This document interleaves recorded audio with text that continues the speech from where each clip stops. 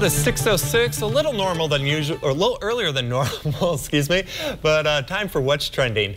Well, you talk to any Buckeye and you'll know their school is called The Ohio State University. Now the institution has trademarked the word "the," according to USA Today. This has been a years-long fight for Buckeye Nation.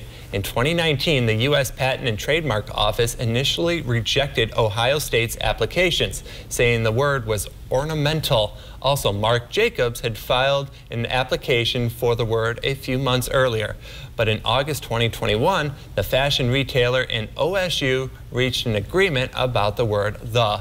Then the university spent months justifying to the patent office how the word "the" is part of their brand recognition.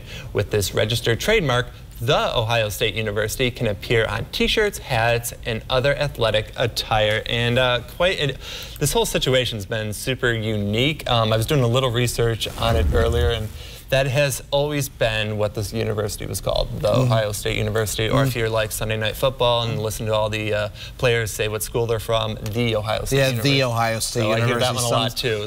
So yeah, kind of up in the air how we want to call it, the spelled the same way, and kind of, although the kind of rings in a little bit better, but you know, it's really interesting though. I know some people like to give some grief to Ohio State a lot of times too because of sports related things, but otherwise though, it's really kind of interesting when you really think about it, because now since they have this, could this go farther? Could we have to pay money to Ohio State University to say the word "the"? Like, for example, us saying it on the air, could we have to pay money to them now to say it? Well, it sounds like it's just going to be for their sports attire and their clothing apparel. That's what it sounds like it's going to be right now. But yeah, that's when the story broke back in 2019, I was wondering the same thing. How is "the" going to be used, or "the" in the future? Yeah. Is the Ohio State University just going to have excessive rights to it? And are they, yeah, that was my other question. Are they the only ones with exclusive rights? Because I'm sure there's other schools out there that have "the" in their title there too. So could they possibly have that permission coming their way too? Is it just Ohio State? So that'll be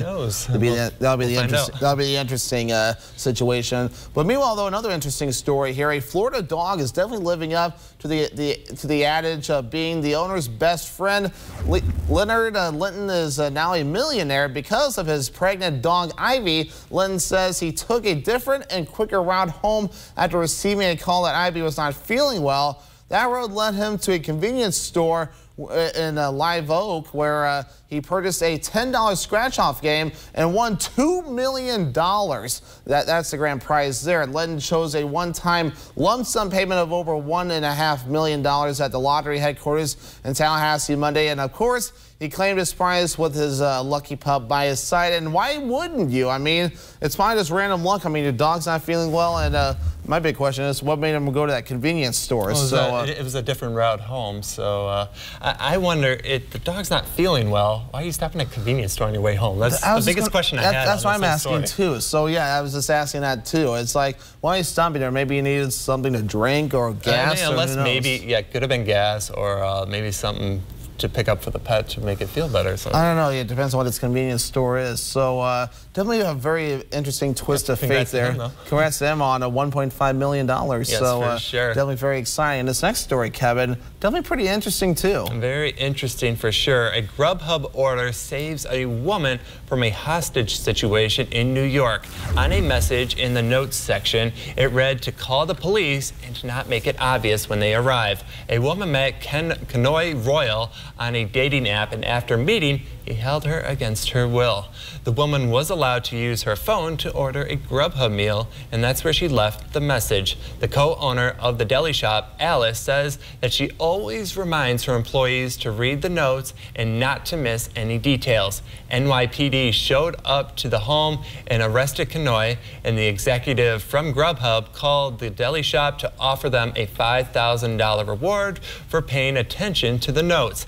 Alice didn't want the publicity, but she more wanted people to be aware that this is a lifeline for someone in trouble. And quite interesting situation there. And that woman is super smart to put that in the notes and do it pretty secretive as well. Very secretive, and also, I mean, I'm sure that woman was absolutely terrified too to go through that situation, to say the obvious there, and definitely very. I mean, the only other communication to the outdoor world without getting caught is through that Grubhub, and that's very smart, and prompts to that store too. And it was like a very early. Pay attention to all the little details. Very early in the morning too. That was submitted too. So prompts to the restaurant, and I think because I was reading a story too last night, and I saw that the employees that called the owner was like, "What should we do?" And they're like, "Call the police." Yeah, call the police. Always be safe. And thanks to those actions right there, that lady is safe, and the bad person's in jail. For sure. Well.